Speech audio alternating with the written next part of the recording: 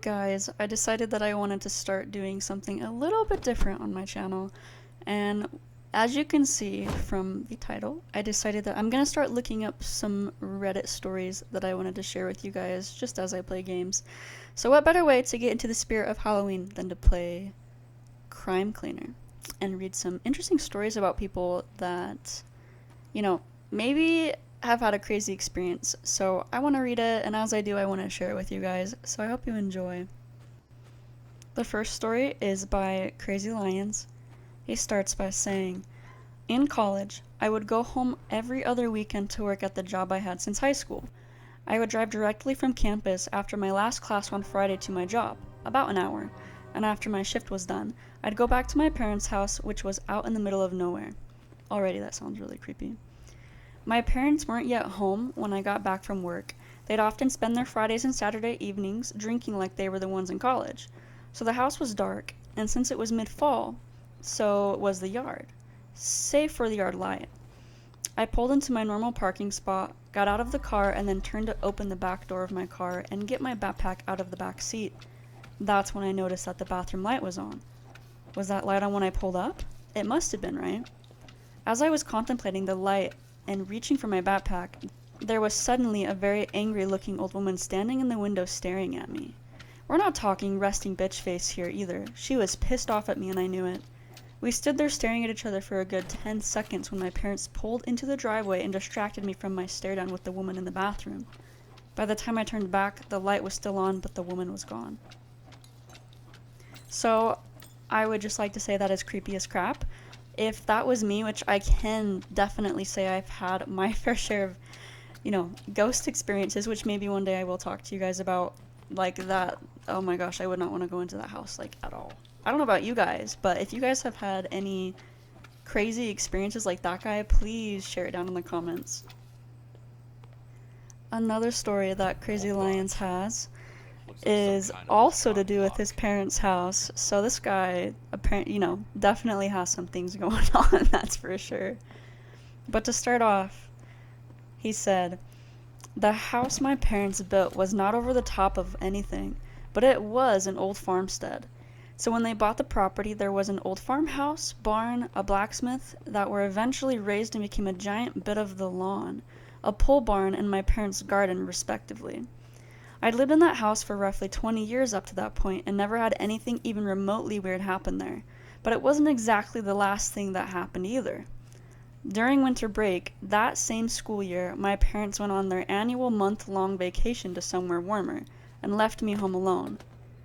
During that time, I was putting in as many hours as I could to pad the bank account before heading back to school for the spring semester. I would leave in the daylight in the morning, and since I lived in the upper Midwest and it was winter, I'd come home in the dark. There was no reason for me to use any lights in the morning while I was getting ready, so I wouldn't. But there was a handful of nights during the period where I would come home and that effing bathroom light would be on. No woman in the bathroom, just the light. Or I'd be in my parents' office, kitty corner from bathroom, using their computer and hear something in the basement. I would go downstairs to see what it is, and then I hear footsteps walking upstairs by the bathroom, where his room was in the basement, so I knew exactly what it sounded like when someone was walking upstairs. In all the years that I had been in that house alone, again, drunkard parents, I'd never been afraid of anything, but those few months as a 20-something-year-old man, I was. I lived there for another year and a half and have been back numerous times since then, and nothing has come even remotely close to freaking me out the way that I was during those few months.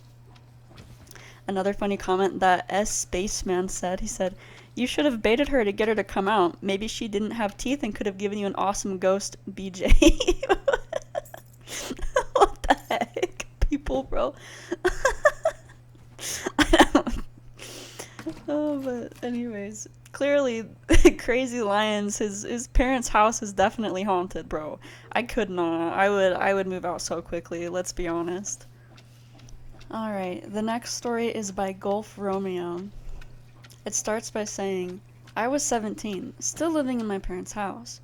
Everyone was away on a Friday night, so I had a few friends over. We smoked a little and were chilling in the basement playing video games. Two of my friends ran upstairs to get some snacks out of the pantry. After a few seconds, they came running down the steps, yelling my name. They said something just pulled into the driveway. I hear the dog start freaking out. I panic, thinking my parents are home, and I scramble to hide the weed and pipe we had sitting next to the back door. I walked up the steps and looked out the window. There was no car in the driveway, but my dog was still freaking out. I went outside to see if anyone was out there. It was late, almost midnight, and cold. I was barefoot and poorly dressed. I walked around my house, shivering and nervous, and found nothing. I went back inside, took my dog down to the basement with me, and tried to relax. Maybe 20 minutes later, we hear a huge crashing sound. It sounded like something had exploded right in front of the house. We ran outside through the back and saw a car wrapped around a tree right by the road in my neighbor's front yard. My dog started freaking out again. It was my brother's car. My brother had gone with my parents to my aunt's and left his car in the garage. I ran to look inside and there was nobody in it. I immediately called my brother, freaking out. When he answered the phone, I was both relieved and confused.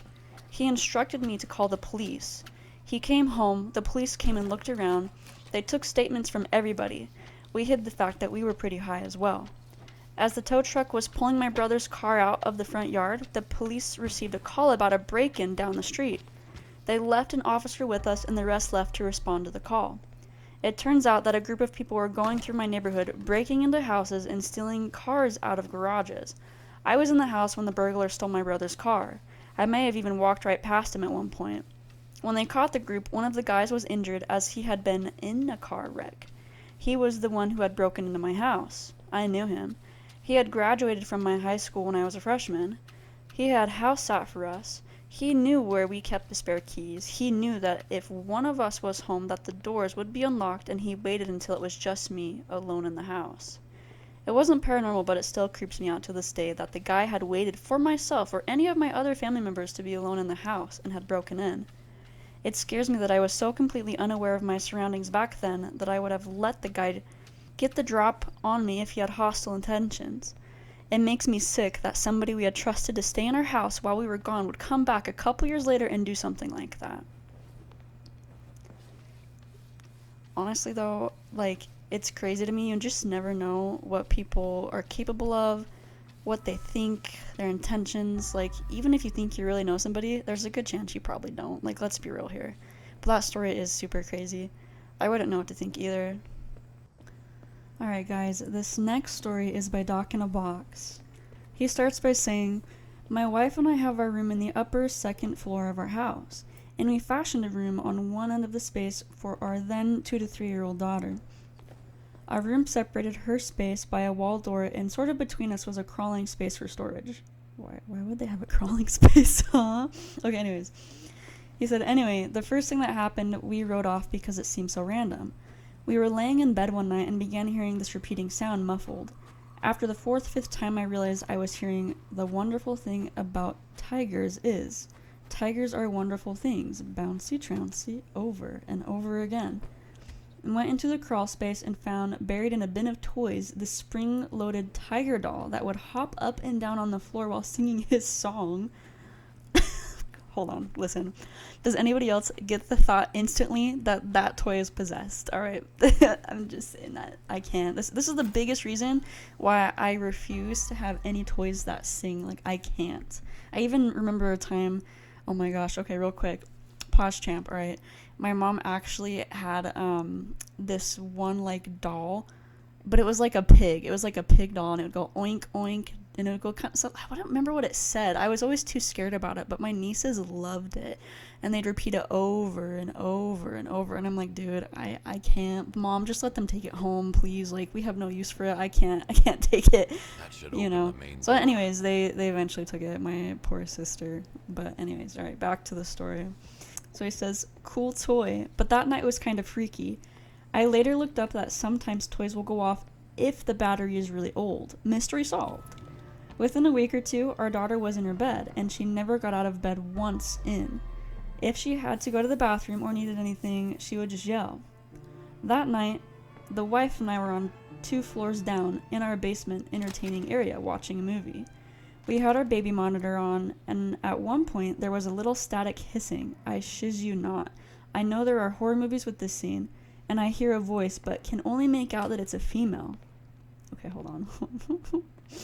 We lived next door to our neighbors with cordless phones and sometimes would capture parts of their conversations on our baby monitor, so no big deal. Except that right after it happened, I could hear running footsteps upstairs.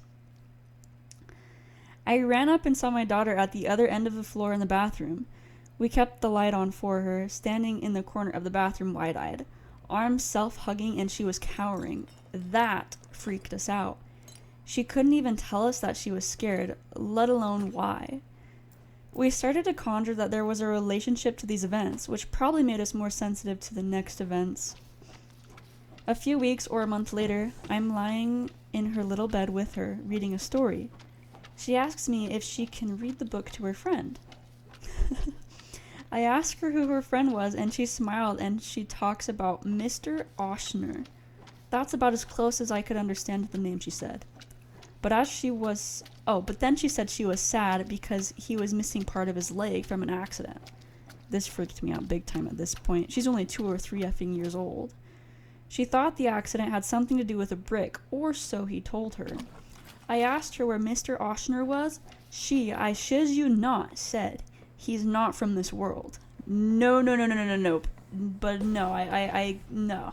I couldn't. Nope, out of there, bro. We told my sister-in-law about it casually one day. She's all weird and ghost huntery, and she gave us this huge candle holder about the size of a mango made of amethyst and told us to put it near her bed. Now I have a doctorate degree, and I'm starting to buy into the shiz. Not the amethyst part, but the shiz my daughter would have to have a wild imagination to tell me. Long and short, we put the amethyst by her bed and never had another issue. She never spoke of Mr. Oshner again. Jeez, dude. Okay. Okay, maybe this is one of the reasons why I am nervous to have kids. Like, guys, could you imagine your son or daughter that freaking young saying that crap to you, bro? Like, if I was this guy, I'd be freaking out too, and then I would say to everybody, you know what? Just from my past experiences, like, this stuff, it's real. Like, I mean, I don't know about what you guys think, if you've had any experiences or if not, but oh my gosh, guys, listen. You don't want to look for it. That's the biggest advice I can give you. You don't want to go running and trying to find it, because eventually when you do find it, it does not stop and it gets worse and worse and worse. And I'm like, no cap, okay? Seriously, like, for any of you guys that have experienced things like this, you can totally agree with that, right? Like, even especially as you get older, it just, I don't know, like, those things, I feel like if you recognize it, they're just gonna keep on coming and not stopping. So yeah, no, I could not. If my kid was telling me this crap, bro, I'd be like, oh my gosh, no. Hopefully I'm not jinxing it for the future either, because oh my gosh, that's just too much. Alright, so for our next short story, this one is by a guy named Chill Ninja. And he starts by saying, in high school, my senior year, my parents traveled out of the country and my brother went to stay with a friend. I lived in the outskirts of a large town in a fairly wooded area. I don't have any pets, but I heard barking outside. No, okay, hold on, wait. I think you guys know where this is gonna go, right? Naturally, being the dummy I was, I went outside, flashlight in hand. I see this yellow dog running around my yard chasing something. It stops running, looks straight at me, and runs. I thought I had scared it, so I went back inside the house and got in my bed and was about to fall asleep. I then heard the most chilling sound. I can't describe it. It was just horrid and terrifying. The noise came from outside, so I went downstairs to check it out again. Stupidest decision ever. I got downstairs and I see this person outside, but the person did not look normal. I didn't know what to do. I just looked at him walk around my yard for a few minutes. Then he looked straight at me. This shocked me because 1, the blinds were closed, and I'm peeking out of a crack. And 2, all the lights are off in the house, so I know I'm not making a shadow or anything. The only reason I even saw him is because the moon was full. We continued making eye contact for a few minutes. I rubbed my eyes and he was gone. And then he made an edit. He said, a lot of people have asked me to describe this sound, and I honestly don't have words to put it together, but here it goes. It was almost like a shriek, but not that high-pitched. I don't know if that describes it well enough. The person is also difficult to describe, but here goes. It had very dark clothing, almost a pitch black, and its skin was pale. I couldn't really see its face very well, but I knew it was looking at me. So, just pause, champ. Another comment somebody replied to with this was, what's that Native American legend about humans who can turn into animals? Skinwalkers? Now, I'll be honest, I kind of had a little bit of a hard time reading this just because of my own experiences. Like, I wouldn't say that I generally had a skinwalker experience, no, but more so just like a moment in my friend's house where, you know, like short context, there was this dark black figure staring at me in the kitchen, and it growled at me and it scared the crap out of me. So, oh my gosh, dude, I could only imagine. And of course, this guy just had to be in the middle of nowhere in basically a forest by himself. Like, this is genuinely where people come up with scary movies. Like, this stuff really happens to people, and I know, like, again, it can be hard to believe, but until you actually experience it, like, then you're like, oh my gosh, now I understand. And I just think that's so crazy. But that was the last story for this video. I hope you guys did enjoy it. Please let me know any feedback if you guys did like this different video, and if you'd like to see more things like this on the channel. I think it's kind of fun, and you know, we're getting in the spirit of Halloween. It's coming up here soon. But yeah, and I know a lot of people do try to make like AI voiceovers, so I figured, you know what, I'm not gonna do that. But if you guys do want any stories like that too, just to kind of have the difference between me talking about things, or if you just want to have an actual story of maybe some British guy soothing you to sleep, let me know, please. Like, I'm willing for anything, so it's mostly just what you guys want. But again, thank you so much for watching, and I had fun making this. So yeah, hopefully you guys aren't, you know, listening to these crazy things, crazy stories right before bed, because I'll admit I'm not reading it in the nighttime. I would have a hard time because I'd be too busy thinking about it. But yeah, stay tuned for the next time, guys, and I'll catch you later. Bye.